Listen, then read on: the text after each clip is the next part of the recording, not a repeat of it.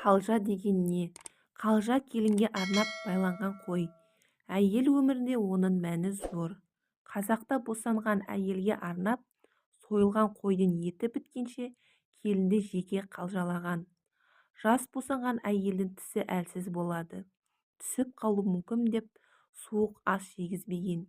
Енелер келініне қойдың етін ұсақтап турап, жас сорпамен терлеткен. Жақсы қалжалаған келіннің сүйектері қақсамай, тістері түспей, буындары жақсы 6 күннің ішінде үй тіршілігіне араласып кеткен.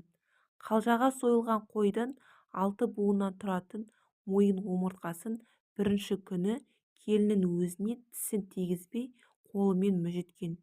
Еттен тазарған жұлынды тік таяқшаға кигізіп, баланың мойны қатқанша керегенің басына ілген. Бұл баланың мойны тез қатайсын деген ырым. Қазіргі келіндер бұл ырымнан хабарсыз.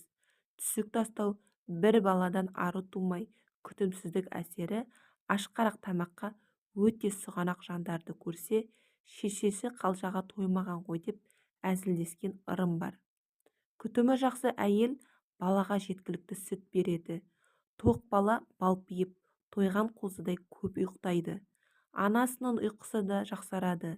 Халық аузымен ондайды індіні жарған дейді. Індіні жарған деген тоқ мейіл, кеңпейіл, өмірде тапшылық көрмеген, сөз таластырмай, санаспай, өскенде жанындағыларды жақсылығымен тартады. Індін халық аузынан алынған, қалжа ана құрметі, шілдехана бала құрметі.